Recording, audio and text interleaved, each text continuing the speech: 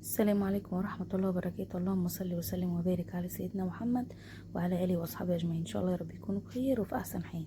يلا بقى نشوف عملنا إيه ووضبنا إيه عشان نعمل الحركات اللي انتوا شايفينها قدامنا دي. اللهم صل على النبي. عملنا إيه بقى؟ خلينا الأول الفسيخ من حوالي 10 أيام وظبطناه كده حوالي 10 أيام 8 أيام. الفسيخ معاكي بيستوي من أسبوع حسب حجمه، بيستوي معاكي من أسبوع ل10 أيام. كبيره قوي كبيره قوي يقعد 12 يوم. الفسيخ حتى لو كان كبير ما تقعدوش اسبوعين و3. كل ما تقعدي الفسيخ معاكي او السمك البوري تخليه يبقى فسيخ معاكي هينشف لما يقعد اكتر ويبقى مش حلو، يبقى لحمه ناشف وهيحدق. لما بيقعد كتير بيحدق، لكن لما يكون دلع وجميل وحلو كده هتعرفيه ويبقى جميل جدا جدا بالشكل ده. بصوا بقى جميل وحلو ازاي، وتحفة تحفة تحفة يعني مفيش كلام. اللهم صل وسلم وبارك على سيدنا محمد. اهم حاجة تغسيل الخياشيم.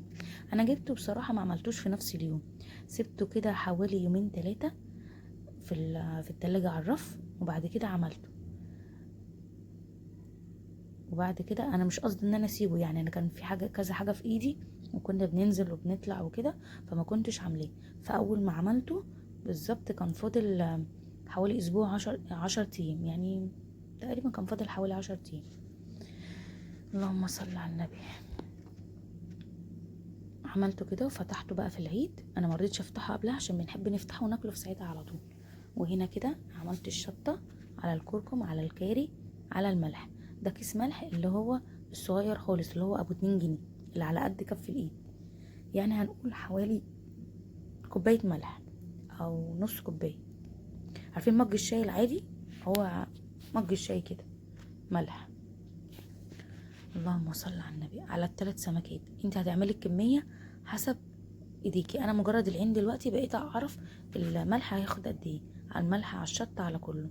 بعتذر لكم على ايدي ان انا بعمل كده وانا لابسه الكالونه، ان غصب عني كان عندي ضيوف وكان لازم اعمل. هما مش ضيوف والله، هما اصحاب بيت، بس كان لازم اعمل. ادام عندي لازم اعمل، وكنت هاكلهم ايه سريع وانا ايديا مش هقدر احطها في نار ولا اي حاجه. اللهم بارك. طالع زي العسل. انا لفه كل واحده لوحدها، ودي افضل طريقه تلفي كل واحده لوحدها، بتبقى جميله جدا. بصوا بقى هنا لو انا فتحته ولقيته او شك ان هو مستويش اعمل فيه ايه؟ اروح عامله فيه ايه؟ ماسكاه حاطه عليه ملح عادي جدا ولا شطه ولا اي حاجه، شويه ملح كده عليه من بره، واقفل السمكيه كويس واحط عليها ملح من بره، واروح ايه احطها تاني في كيس نضيف، واروح لفها برموها او نفس كيسها براحتكم، واروح لفها برموها شايلها بقى. افتح عليها بعد يومين الاقيها زبده، الاقيها زبده رغم ان هي مفتوحه اهي، بس ما دخلتش جواها ملح.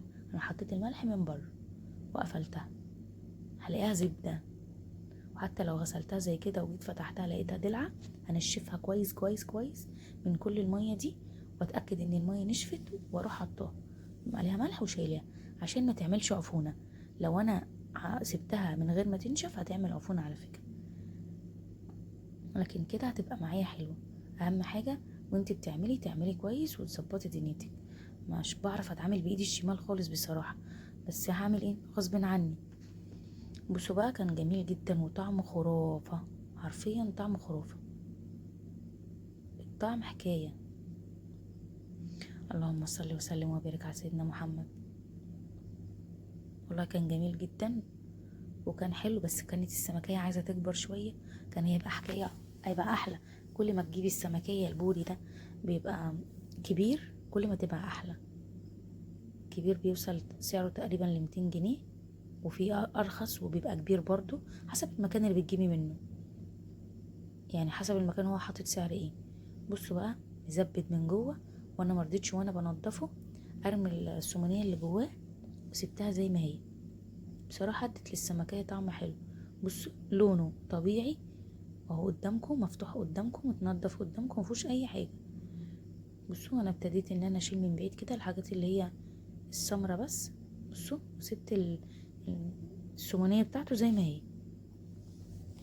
اللهم صل وسلم وبارك على سيدنا محمد. انا هلم كده بالمنديل، بمساعدة المنديل معايا بيبقى جميل. اللهم صل على النبي.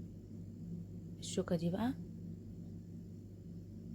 تحفة، بقول لكم بصوا ندوق تحفة. طبعا اكلت منه، يعني انا ما اقدرش اشوف الحاجات دي وما اكلش منها. بصوا بقى تحفة، بقول لكم بصوا كريمة كده. وطبعا السلسلة دي مش هتترمي، هتتحط معاها. بصوا هقسمها كده وهتتحط معاها وتبقى زي الفل. وهنا كده بقى اقطع الفسيخايه. انا بحب اقطع الفسيخايه بقى ايه كده، كل واحد ياخد الشريحه بتاعته ياكلها براحته. انا قطعتها على 3 بصراحه عشان كل واحد ياخد حتته كده وياكلها ايه براحته، عشان كمان كان في رنجه جنبها، رنجه مشويه ورنجه عاديه. ما حبيتش بقى ان انا اعملها بالخلطه ولا باي حاجه، عشان خاطر ايه تشوفوا الحاجات دي كلها. بعتذر لكم في رسائل جايالي من الصوت بيتكتك في ودنكم. وطبعا جبنا خس او كابوتشا المتوفر عندك، والبصل الاخضر ما نستغناش عنه. وهنا بقى حمرنا بطاطس وعملت طحينه وعليها شطه كده او بابريكا. بس كده كان الاكل جميل، وان شاء الله اشوفكم على خير.